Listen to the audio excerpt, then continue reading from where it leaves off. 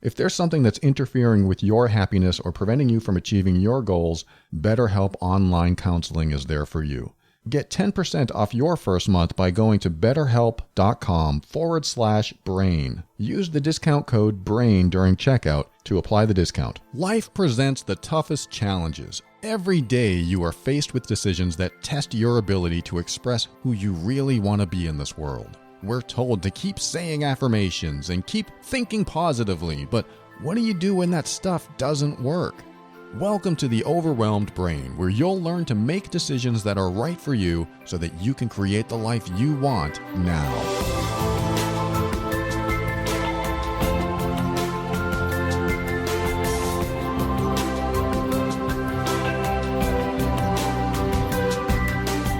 Hello and welcome to the show. My name is Paul Coliani and I'm here to help you increase your emotional intelligence so that you can avoid dysfunction, handle toxic situations with grace and ease, and show up as your authentic self. Everything I talk about on this show is my personal opinion and is meant for informational and educational purposes only. Always consult a medical or psychological professional before making any changes that could affect your physical or mental health. And I do have a warning.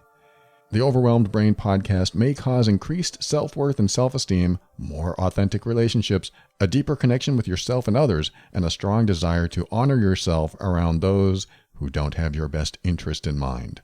Listen at your own risk. I just wanted to add that. I didn't know where to put it in the show, but I think it's important to understand that when you tune into a show that tries to help you improve yourself, that you have to realize there will be changes in your life. And if you choose to take steps in your life to improve yourself, to improve your situation, things are going to change. And we get into a space of comfortable stagnancy when we aren't changing. And we can be a victim of our own making. We can create a situation that everything is good enough, even though I don't like it, but at least it's not worse. And this is kind of toxic thinking for yourself. Because if you're not happy, if you're not comfortable, if there's no sense of, or somewhat sense of peace in your life, and you're just dealing with what you have, then you're not going to be as happy as you could be, or at all. And sometimes we do this to ourselves. Often it's ourselves. Often it's our decisions that get us to where we are in the space that we're in today. And then we tell the narrative or the story that's running through our brain to others. We tell others that our life is hard. This person I live with is a jerk. This person I work for is difficult. These people in my life are impossible to deal with. But how often do you look back and say, well, I made this decision that led to this decision, that led to me doing this. And since I never stood up for myself there, since I never honored myself there, since I never stopped the behavior I didn't like, I succumb to the behavior. I submit to the world that has become what I have created. And I'm not trying to blame you or put it all on you, because there are people out there that will put one over on you. There are people out there that will fool you.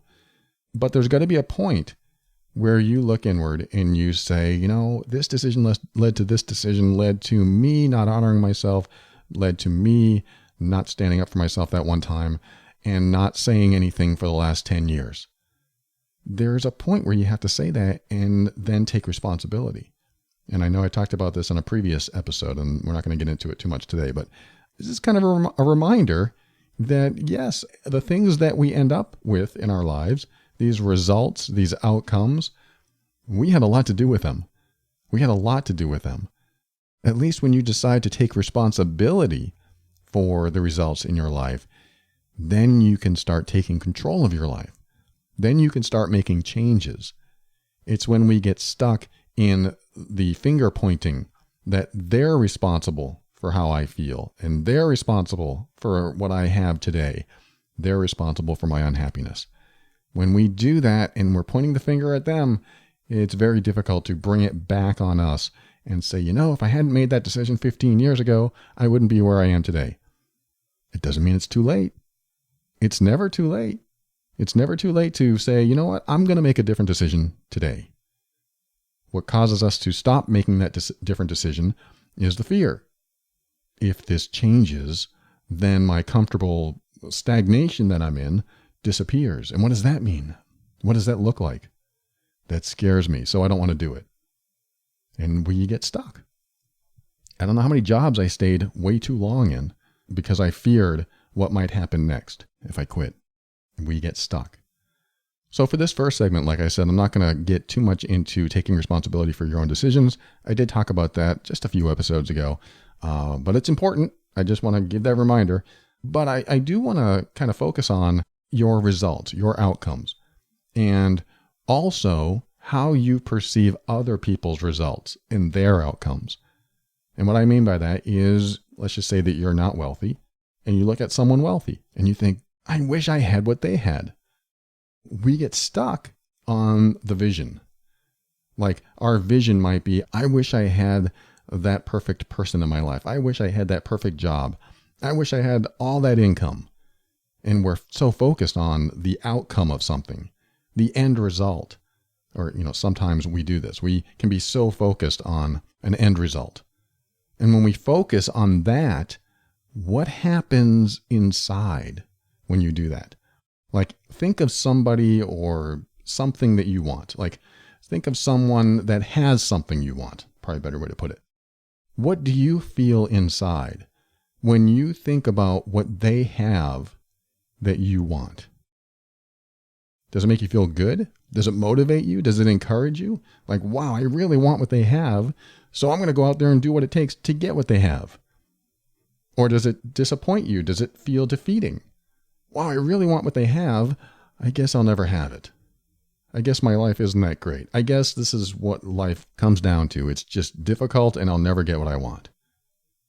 Just check in with your emotions and your feelings there, because it's an important message to you to help you shift your focus if it's making you feel bad. And I make it sound easy, but it's not unless you do some certain process that I'm going to tell you about. But if you want something that somebody else has, or something that somebody else has created, or want to be as lucky as someone else, or want to be as wealthy, happy, healthy, all of the above as someone else, and it makes you feel bad that you don't have that, this is the time when you tell yourself something different.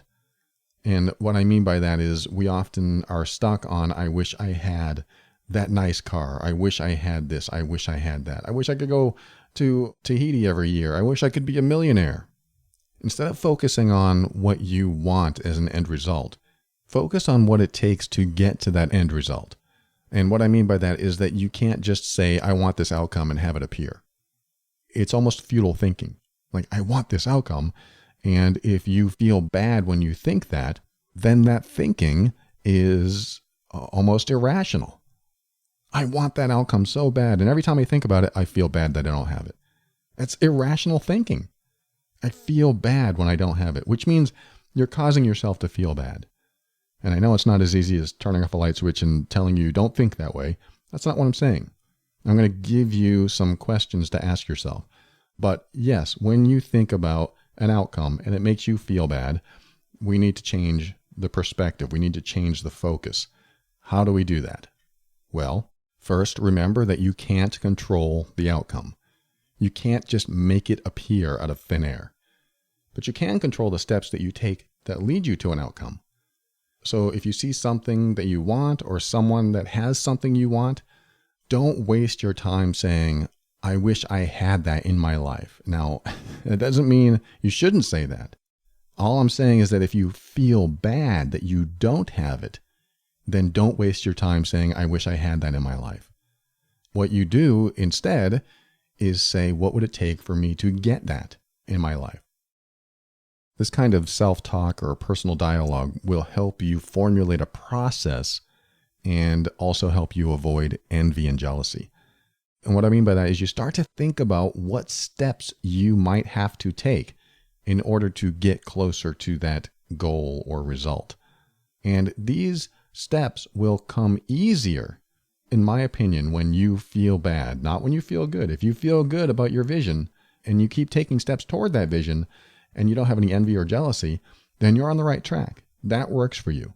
I'm talking about if this doesn't work. So if you do feel bad when you have this vision in mind, this outcome, then the goal is to reaffirm positivity instead of reaffirm negativity. Because here's what happens. You have a vision or a goal or an outcome in mind. And if you feel bad when you think that you don't have it, or you're at a loss or in some sort of debt because you don't have what you want, what you end up doing is walking around in some sort of negativity, jealousy, envy, fear. It could be fear of loss, fear of never having something. And if you're walking around in this fear or loss or lack, what you end up doing is thinking differently and doing things differently or not doing anything at all. And this can happen. This has happened in my life. I felt completely defeated. Like a long time ago when I first started my coaching practice, I had friends around me that were literally turning into millionaires while I wasn't going anywhere. And I wanted what they had. I looked at their results and said, why can't I have those results? Why am I not lucky like them? Why am I not doing as well as them? What makes them different? And I would be stuck in negativity. And I felt defeated. And the more defeated I felt, the less I wanted to do in my life. And this defeat continues to compound over the months and even years if you continue thinking about the outcome that you aren't getting. And so if you hold a vision and it makes you feel bad because you don't have it happening, because it's not coming true, then your focus on that vision is harmful to you. And this is kind of opposite of what you usually hear. You usually hear, always keep your eyes on the prize. Never take your eyes away because that is your beacon. That's what you're walking toward. And for the most part, I agree with that. It's great to have that lighthouse way in the distance that you know you're walking toward.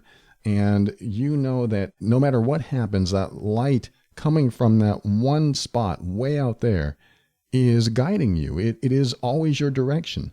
It's like being in alignment with what you value most, and you continue along that path. No matter how many times you fail along the way, that light is still guiding you. That is a valid and healthy perspective. But it doesn't work for everyone, and it doesn't work all the time. Sometimes it doesn't work at all. Sometimes you see that light, you're walking toward it, and you keep failing, and you keep failing. And the biggest failure comes sometimes when you look at someone else's success and they made it. They have the perfect life, or they have the perfect wife or husband, or they have the perfect job or the perfect income.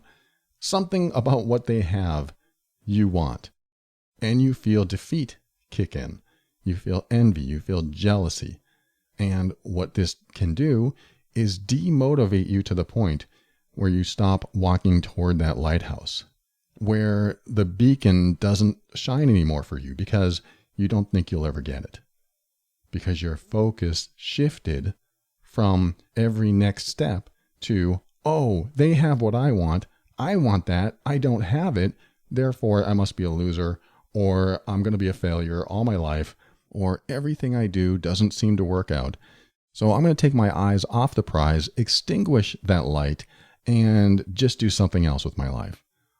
This can happen. And I'm kind of talking in circles, or at least it seems that way. But what I'm trying to do is help you get to the next step. So when you see that lighthouse, when you see your vision way out there, and you know that every step is going to be either a failure or a success, and you are not demotivated by that, then you're taking the right steps. You're going in the right direction because, and what I've experienced, that's life. That is life. You are going to take a step and fail, and you're going to take another step and fail, and then 10 more steps and fail, and then suddenly you succeed, and you're one step closer. But the next failure isn't a step backwards. It's a lesson. It's a learning process. It's getting to the next stage of understanding how to succeed by failing. It sounds disheartening. It does. But every failure gives you wisdom. Every failure gets you closer to what you want. But that's not my point. My point is when you are so disheartened by someone else's success, by what someone else accomplished, that you extinguish your own vision. You see that point of light way over there and you're always walking toward it, but you see someone else succeed and they get there years before you did, and you have this feeling, this defeat that comes over you, and you decide to extinguish that beacon.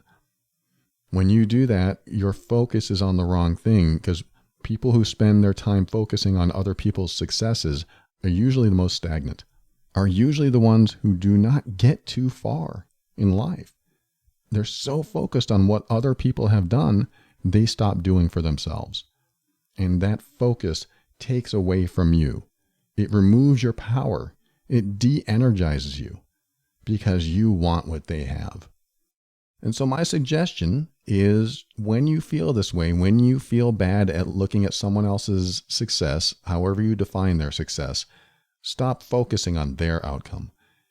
Because what that does is it takes you away from the process that you need to go through to get the outcome you want. By focusing on their results, you get stuck at wanting the outcome, and you feel like you'll never get it because the leap is so large. It's like it's too large to take. You can't be broke and say, I wish I was a millionaire, because taking that leap from broke to millionaire involves steps that you may have no idea how to take. And I know some people are saying, well, of course, I don't know how to take it. Otherwise, I'd be a millionaire. I'd be doing those steps if I knew the steps. I'm sure some of you out there might be saying that right now. If I knew the steps, I would take them. But my question is, would you? Would you sacrifice what you need to sacrifice in order to take some steps that move you toward a success, whatever success that you're looking for, whatever outcome? Because some people won't. Like when I saw some of my friends turn into millionaires, at first I wanted what they had. And I thought, wow, how come I can't have what they have? I'm doing so much, and I still don't have what they have. And then I asked myself an important question. Am I willing to do what they did to get where they got, or to get what they got? And I had to think about it very carefully, because it's so easy to say, yes, as long as I'm a millionaire, then no matter what. But thinking about it, I realized I had values in place that they didn't. I mean, they had values too, but my values definitely differed from theirs. They didn't mind working 16 hours a day, taking no time off, having no time for a relationship, or at least some of them. They didn't mind. They didn't mind making cold sales calls, for example.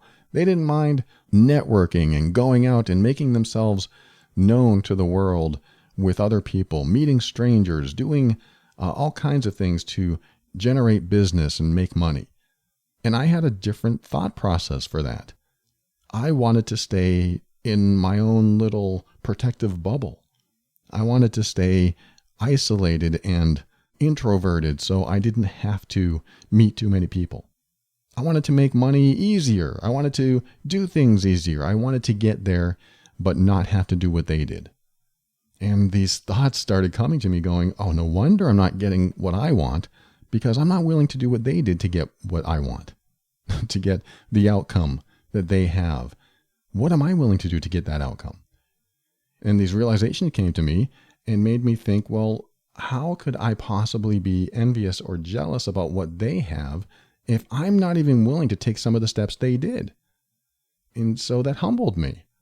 I really decided to concentrate on this and meditate on this and figure out what this jealousy and envy was all about. And it surprised me what I found out. And maybe this is true for some people that are listening now. It surprised me to find out that I wasn't necessarily jealous of what they had, but I was almost upset at myself that I wasn't willing to take the steps that I needed to take for me to get what I wanted. And so there's a jealousy and envy that came up inside of me that was covering thoughts and limitations in myself, that there are things that I wanted, but I didn't want to sacrifice for, because some of the things that they did would involve sacrifice for me. If they wanted to network with a lot of people and I wanted to stay away from crowds, I'm not saying this is necessarily exactly what happened, but this is a good example.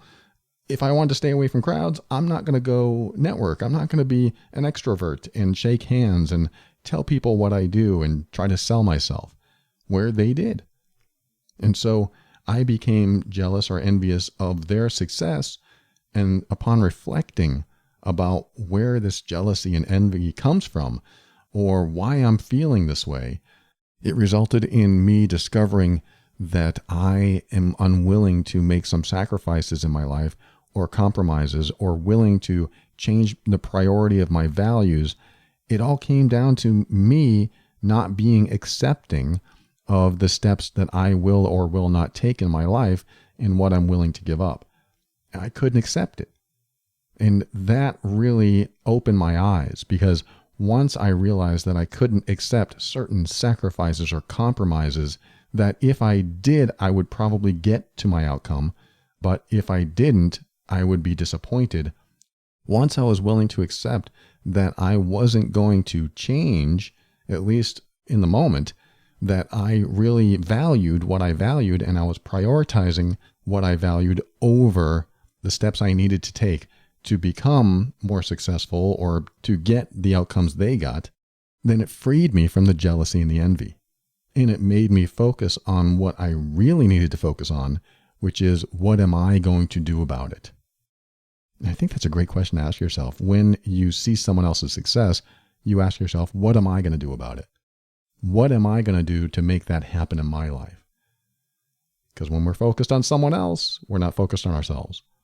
It may help us to reflect on ourselves, but if you have that negativity or that envy or that jealousy or even that hatred, like, oh, those kind of people, they're all just lucky, or they're greedy, or they have what I don't have, therefore I don't like them. And we walk around like that, we take all the focus on what we need to do, the next step that we need to take, so that we get one step closer to what we want in our life. When we come back, I'm going to give you some questions that you can ask yourself that will be helpful when you want something in your life and you're not getting it. And if you have any type of envy or jealousy or dislike for someone who has what you want, the next segment will be helpful as well. We'll be right back after this.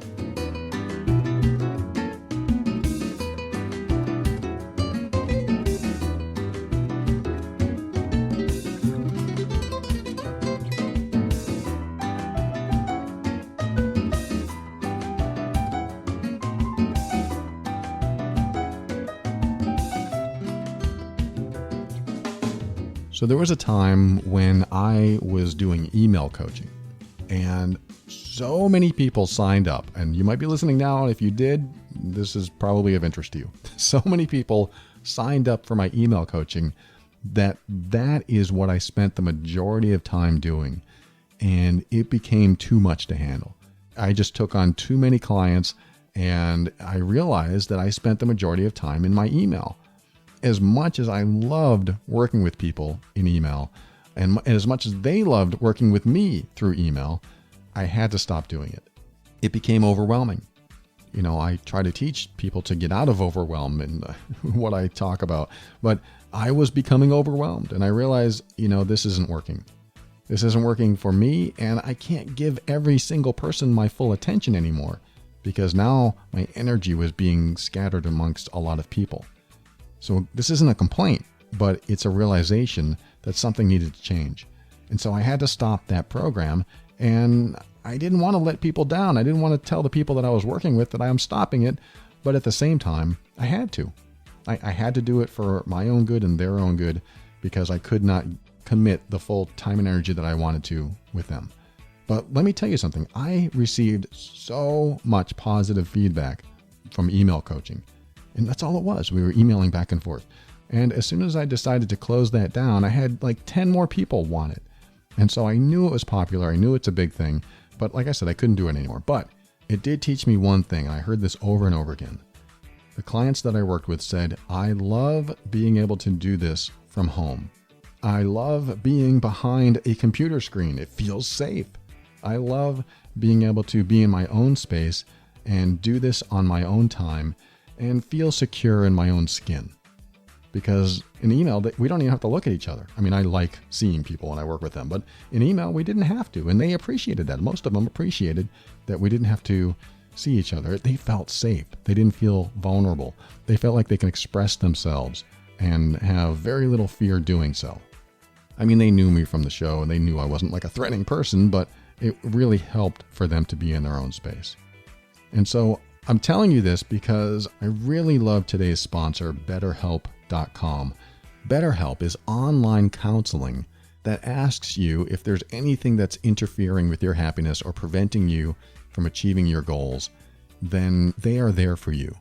BetterHelp is where you can connect with a professional counselor in a safe and private online environment. It's convenient. It's exactly what my clients have said about my email coaching.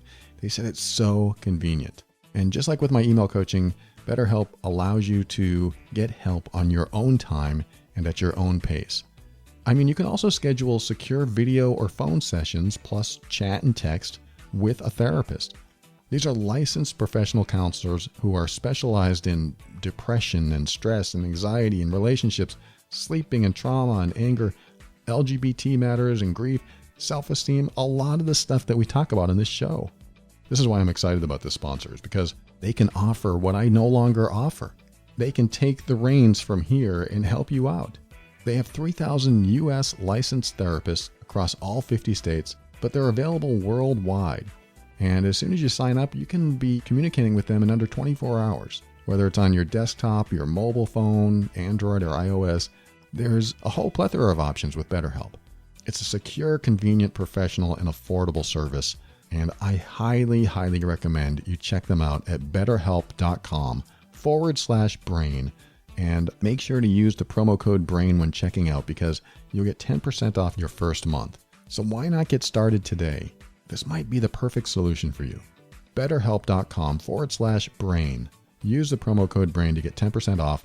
And once you're in there, you'll fill out the questionnaire to help them assess your needs and get matched with a counselor that you'll love. And if you don't love them, you can change. You can change counselors. You can say, look, it's not working out with this person. I would like another counselor. And it's a seamless process, no problem. They're there to help you. BetterHelp.com/brain. Use the promo code BRAIN when checking out. Get 10% off your first month today.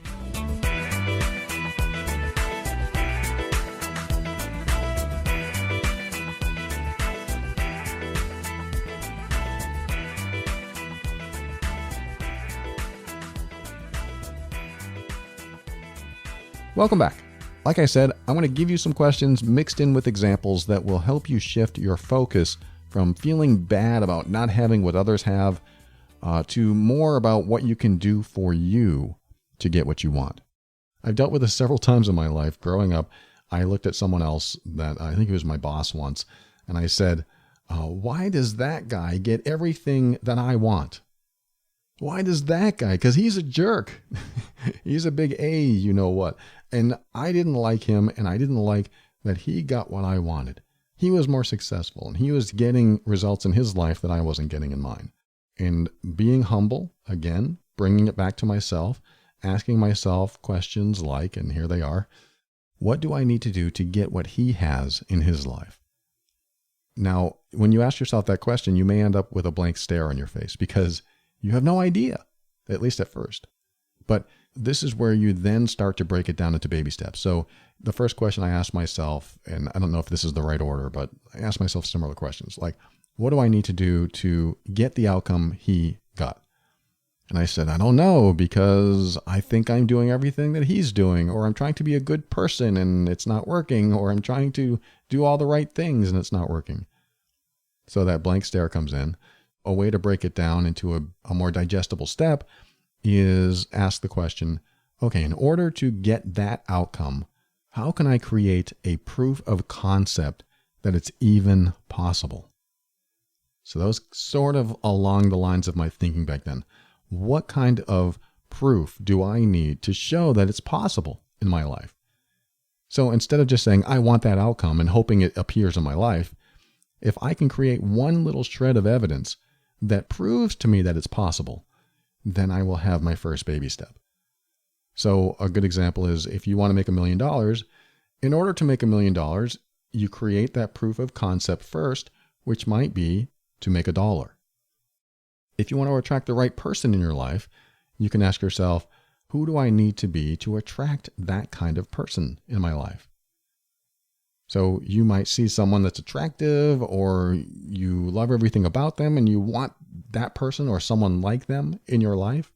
Who do I need to be to attract that kind of person in my life? And that may involve steps that you need to take that maybe you don't want to or haven't up to this point. If that involves being more educated or losing weight or gaining weight, if that involves getting a haircut, buying nice clothes, what does it involve? What's one step in that direction? Because once you take that one step, you have a small accomplishment. You have one baby step toward the lighthouse, toward the beacon. And once you have that baby step accomplished, it's proof. The concept is proven, and you know you can do this baby step, which means you can amplify it. It's sort of like after I got back surgery back in 2012, I think, I lived up 4 flights of stairs. And the day I came home from the hospital, it was like on day 5, I had to stay in there for a little while. I got to that bottom step and looked up and just thought, I'm never going to do this. I'm never going to be able to walk up these steps. I can't even think about making the first flight, let alone all 4. It was a cold day in Portland, Oregon, when I lived there with my wife when I was married. And looking at that first step, I was thinking, oh, this is just going to take so long. And I feel like I'm never going to be able to do this. And then, as Portland often does, it started raining. So not only was it cold, now there's a really cold rain coming down. There's a mist coming down. And I thought, oh, great. I have all these stairs to climb. And I don't even know if I can make the first step. But I lifted my right leg and was able to pull my weight up onto that first step. And a realization just flashed in my head. And I said, you know what? I made the first step. That means I can make the second step. And that's exactly what I did. I lifted my leg, put it on the second step, and using all my might, pulled myself onto that second step. And I knew that if I made 2 steps, I can make the third step. And this is what I'm talking about. That first step proves you can take the second one, proves you can take the third one. And yes, after, I don't know how many minutes, a half an hour, I don't know how long it took, but I made every one of those steps. And I felt pretty good about myself when I was done. I did it. I made it to the top. And then I collapsed in bed and I was tired, but I made it. I made it all the way. And this is what it takes. It takes you proving to yourself that you can take that first step. I just love the stories that I get. Like one of the people in a group that I run, he said he hasn't purchased really, really nice clothes for himself. And he decided that, wearing nice clothes makes him feel better. So he went out and bought nice clothes. And he said it made all the difference in the world. He said putting on these clothes and meeting people made me feel like $1 million. That's what comes to my mind. I don't know if he used those words, but he said it made me feel so good about myself. It was one of the best investments I've ever made in myself. And what's interesting about that is that you can look at something like that, like he had insecurities or fears or shyness or whatever he was dealing with. And instead of dealing with it from an emotional healing standpoint, instead of dealing with it from a mindset standpoint or going to therapy or counseling, and I don't discount that at all, I'm just saying he could think of a number of ways to deal with it. And instead of working on it from the inside out, he decided to put some different clothes on and experience the world dressed differently, dressed to impress himself and others. And he felt so good. It changed his entire mindset. It's changing his life. It's changing his results. All because he decided to do something that he hadn't done for himself. And when he did, it changed things. It gave him the first step to make him realize, I can take the next step. Because in order to take the next step, you kind of have to have that accomplishment. You kind of have to look back and say, I made that happen, and I feel better about myself because I was able to accomplish it. No matter how you do it, when you accomplish that first step, you can get to the next one. It's that proof that you can make it. You can take that step, you can make that step, and you'll have the energy and the motivation and determination to take the next one. That kind of thinking kicks butt. That kind of thinking takes you out of the negativity of focusing on other people and their accomplishments, because in order to get something grandiose in your life, something big, something major, You have to prove that you can do something minor as a component of that bigger picture to show that you have what it takes and you have it in you to do it.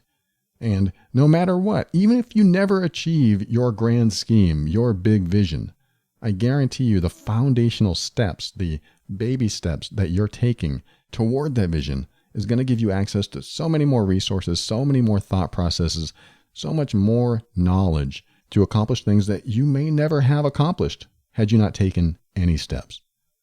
So before I end this segment, let me give you a few more questions you can ask yourself so that you can help yourself stop being so externally focused on other people. And I'll give you some examples. If you see someone that walks tall and carries him or herself confidently, and you want to be more like them, ask yourself, how can I reach that level of confidence? So that may not give you the answer. I'll be honest here. If you don't get any answers, you have to start smaller. You have to break it down.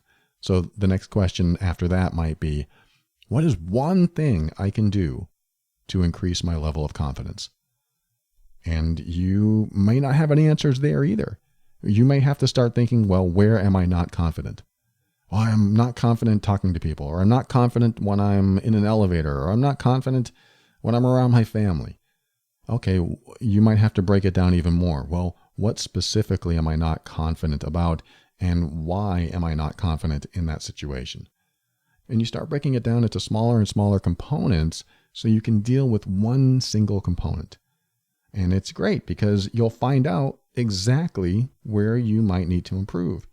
If it comes down to, well, when my mom says this, I'm afraid to say this back. Well, then you break it down even more. Well, why am I afraid to say something like that back? And you might come up with because she might yell at me, because it'll cause trouble, because I'll feel bad if she doesn't love me anymore. You want to find out exactly why you do the things you do so that you can work on that component. And this is a component of a bigger picture. If you're trying to achieve higher levels of confidence and you know that you are the least confident in certain areas of your life, try to improve one area. And that involves work. That involves working on yourself and understanding where you need to improve. But what it does is it takes you off the big picture thinking. It takes you off that I want to be more confident mode and puts you into what is one thing that I can improve that will increase my confidence in that specific area. Because again, I guarantee you take one step and give yourself proof that it's possible, the rest of it is also possible. If you take one step, the next one is possible. The next one will happen. Here's some more questions you can ask yourself. What do I need to do to start becoming who I need to be in order to get the results I want? Or how about this one? If you're looking at someone and they have results that you want, ask yourself, what did they do to succeed in that area of their life? And you follow it up with something like, what am I willing to do to move in that direction? Am I willing to take steps that I need to start the process of making my vision become a reality? We talked about that earlier. It's like, what steps are you willing to take? Are you willing to make some sacrifice or some compromise or change your values so that you can be more in alignment? Because what happens is sometimes you value certain elements of your life over others.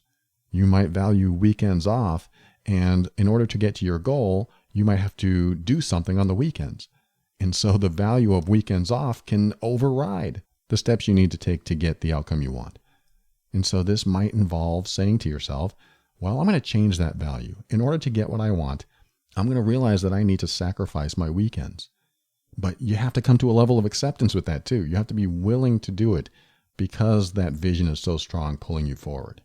But again, you might have to start small, like take one weekend off and see what you get done. Another question is, what is one thing that person did that I haven't done that would give me better results? Different ways to look at it, different questions to ask yourself to help your mind go in different directions. Here's another one. What is one thing that I need to know in order to take a step toward that result?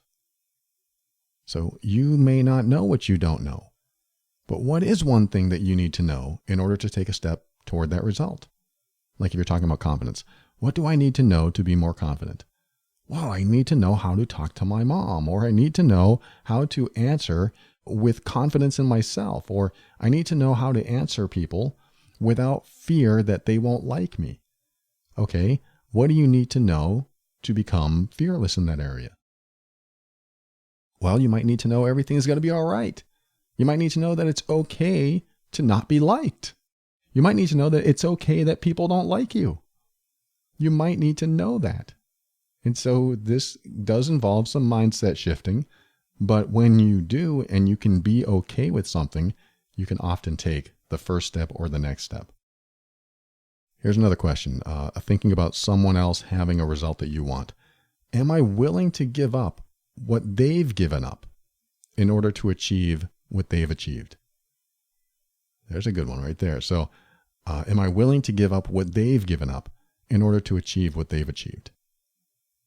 How about this? Am I willing to part with certain things in my life to move in the direction of my vision? That's that sacrifice question. Am I willing to sleep less? Am I willing to work more? Am I willing to learn more or pay for classes? Or am I willing to network with people or attend functions or gatherings? Am I willing to put myself out there? Am I willing to go the distance? Am I willing to make a mark in the world? There's so many things that others have done that perhaps you haven't. Or maybe you have and you didn't get the same results, meaning you might have to look at someone else's results and figure out just what differentiates you from them. Let me finish this up by using me for an example. Somebody might look at me and say, I wish I could get the results that Paul has. I wish I could have the relationship that Paul has. I wish I could express myself like Paul does, or honor myself in front of toxic people. I wish I could do those certain things. And my question to that person is, are you willing to take the steps that I've taken in order to get those results? Because I tell you what, the steps that I've taken, not that I'm patting myself on the back or anything, because anyone can do this, but I didn't want to take them, yet I did. And I think that's a huge difference between me and some other people. I didn't want to take the steps, but I did anyway. I didn't know what was going to happen when I took certain steps, but I did anyway. I was scared as hell when I took certain steps, and I did anyway. I was afraid for my life, and I took the steps anyway. I'm not saying you have to do any of that. I'm just asking you if you are willing to take a leap of faith, to take a chance, to step into that fear, to walk through it, to make decisions in the face of fear, in the face of uncertainty, and in the face of leaping over an endless chasm of the unknown, of the void, because you have no idea where it leads and where it's going to end up. Are you willing to take the leap of faith that puts you into the unknown, like some of the steps that I've taken in my life? Because that's exactly how I was able to achieve some of the biggest increases in almost all areas of my life, by taking steps regardless of how much fear there was, of how much uncertainty there was, and how much I didn't know. I didn't know what was going to happen when I confronted my stepfather and honored myself and told him not to come in the house. I didn't know what was going to happen when I was in a conference with my two bosses and I told them exactly what I thought. I didn't know what was going to happen when I was married and I confronted my wife for the very first time after years of being a people pleaser, after years of adapting to what I believed other people wanted me to be. I didn't know what was going to happen when I confronted my wife and actually told her how I really felt about something, or what I really wanted, because I was so used to giving in and letting other people's opinions override mine and not even telling them that was happening. I didn't know what was going to happen when someone asked for my phone number once and I said, no, I don't want to give it to you. I didn't know. And I just took the leap. And every single time I've taken the leap into the void, into the unknown, my life turned out better. Because deep down, it's what I really wanted. And when you follow steps that originate from deep down, you can override the fear. It doesn't mean the fear goes away. It just means you take the steps regardless of the fear. You take the steps regardless of not knowing the outcome. Does this work all the time? Does it work for everyone? I mean, I don't know. I don't know your circumstances. I don't know who you're dealing with. And you may think you're defeated in certain areas and there's nothing you can do. But if you haven't tried it, you'll never know. That's like people who write to me and say, I'm in the worst relationship imaginable, but I don't want to leave it because I don't know if it could be worse. And so what they do is they never try leaving it. They never take a break. They never separate, and they never take a chance on their own. And so they never know. And by doing that, you never know what you could have. And I like to look at it this way. Am I willing to be unhappy for the rest of my life the way I am, or am I willing to take a chance toward happiness? For me, it's always the latter, meaning taking a step toward happiness, regardless of the fear, regardless of the unknown. So I hope this helps you. If you feel stagnant in your life, if you look at someone else's results or outcomes and you want what they want, but you think you can never get it, I hope this helps if you feel like you want to take more steps in your life toward a bigger vision for yourself, toward a bigger outcome for yourself, toward a success that you want. Because when you take a step, you find out what works and what doesn't. And when you don't take a step, you stay exactly where you are. And if that's a good place for you, don't change a thing. You're doing well. If that's not something that you want to keep in your life, if you do want changes, you may have to take some risks. You may have to take a leap.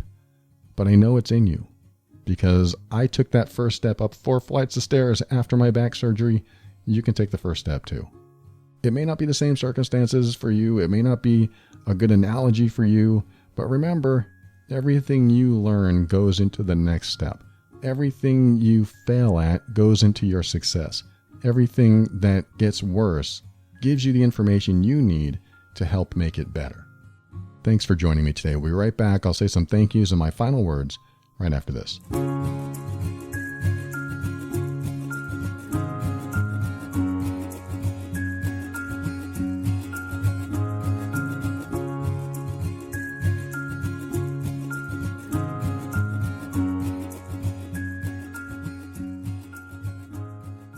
Thank you for listening to another episode of The Overwhelmed Brain. I want you to remember that website I told you about, BetterHelp.com. Go to BetterHelp.com/brain. I love this place. Fully licensed counselors and therapists in all kinds of fields of study. You take the questionnaire and you can get help from the privacy and feeling of safety from your very own home. They have all kinds of ways to connect with you, and I hope it helps you if you're dealing with anything in your life. BetterHelp.com/brain. Use the promo code BRAIN for 10% off your first month. And I want to thank those of you who've written to me and shared your stories. There's a lot of emails that I get almost every day. I'm getting lots and lots of them. I never really have time to reply to them, but I do eventually get to them on the air. Or if I don't get to them on the air, I will eventually reply. But know that I get a ton of emails. And if you've written to me and it seems like I'm ignoring you, I promise I'm not. It's just I don't have time. And like I said, I'm not trying to ignore you. I just get a lot of emails. So thank you for those of you who written to me. And thank you also to those who have left reviews for the show and commented in different areas where the podcast appears. I appreciate you. I try to read all of those as well. And every single one of your comments and reviews means a lot to me. So I appreciate you. I also want to thank anyone in the patron program showing their financial support, and also people that donate to the show, like Samantha. Wow, she gave a generous donation. She said, "Hey, Paul, I started listening to your podcast last year, and I can't say enough good things about how amazing you and your content are. I truly feel like it connects with me, and I wanted you to know that I appreciate you and all the hard work you do." Samantha, that means so much to me. It really does. I am so grateful. You took the time and you decided to give back because you found value in what I share. And if it's changing your life, that means the world to me. So thank you for sharing this. Thank you for donating. And thank you for your words. I appreciate you and all the hard work you're doing too. I know it's hard work. What we do here is hard work, but working on yourself, it's some of the hardest work there is. So I'm so glad that you shared this with me. Thank you again. Thank you for donating. I appreciate you, Samantha. And anyone that wants to donate or join the patron program, go to patron.theoverwhelmedbrain.com and you'll have an opportunity to give a one-time donation or join the patron site and access all the private episodes and workbooks and worksheets and discounts on the products and services that I offer. It's all there. Thank you, existing patron members. You and those that donate are the reason this show continues to go. And it also makes me feel good that you find the information here valuable and you believe that I'm doing something good. And I am grateful for that. Thank you very much. And finally, I'd like to thank Kevin MacLeod of Incompetech.com for some of the music transitions in The Overwhelmed Brain. To close the show, I'm going to say something a little bit in contrast to what I've already said. Life is hard. It really is. I want to validate that for you. Life is hard. It can be so challenging. People are challenging. Children are challenging. They're wonderful, but they're challenging. Parents are challenging. They're wonderful, but challenging. Not all children, not all parents. And if you're a child listening to this, it's not because of you. It's because we don't know how to talk to you. We don't know how to communicate with you because kids open their eyes to the world and everything's a new experience and you want to figure things out and you want to test your limits and you want to push boundaries and it's awesome. And it scares the heck out of us adults because we don't know what to do. Well, some of us. And I'm speaking from sort of a third-party perspective here because I never had kids. But I know kids can be challenging, and I know parents can be challenging, and I know siblings can be challenging, and your boss can be challenging, and your coworkers and other people in your life, and your romantic partner can be challenging. It's hard. A lot of this stuff is really hard. But what gets easier is when you figure out one little component. I said this earlier, one little component that you can work on just to get one step closer, just to help life go a little bit easier. When you can get that one tiny component improved in some way, life does get a little easier. It's the difference sometimes between 99% chaos and 98% chaos. It's not a huge number, but it's one point in the right direction. It's one component. It's one step closer. And a lot of the challenge usually comes from the attachments that we put out there. Like, I am so attached to having it this way, this perfect way. I'm so attached to making this happen the exact way I want it, that when we don't get what we want, we see it as a failure, or we see it as life never works out for me, or what's the point? And instead of seeing it as the failure that leads to success, some people see it as a message that I can't do anything right, and why bother continuing? But overall, life is hard. And if you remember, well, this is supposed to happen. Life is hard. Nothing great comes easy. That may not always be true. I'm not saying that if you develop this philosophy, that's how it is. I'm saying that it's healthier to develop a philosophy that it may not be easy to get what you want. And there may be compromises involved. And there may be sacrifices involved. There may be leaps of faith. There may be stepping into things that you have no idea how it's going to turn out, yet you do it anyway because life is hard. And the next step is sometimes unknown. And where you land when you leap can be unknown. And you just accept it. And you stop being attached to where you want to be, knowing that you'll probably not end up there on your first step or your first leap, but you're going to be a whole heck of a lot closer because you took it, because you decided to take a chance, to take a risk, to get out of your stagnant thinking, to get out of the rut of where you might have been so that you can see what's on the other side. Sometimes we never see what's on the other side because we never try. Some people say, don't try, do. It's the Yoda thing. Don't try, do. I say try. I say try and see what happens because so many people don't. And you might be one of the few that do try and find out what happens. Could be a failure, could be a success. They're both successes in my book because it's knowledge. And knowledge gives you wisdom, and wisdom helps you formulate the next step. So from one step to the next, how do you get there? If you're still wondering how to get there, just keep an open mind. This will help you step into your power so that you can be firm in your decisions and actions. Always take steps to grow and evolve. You are powerful beyond measure.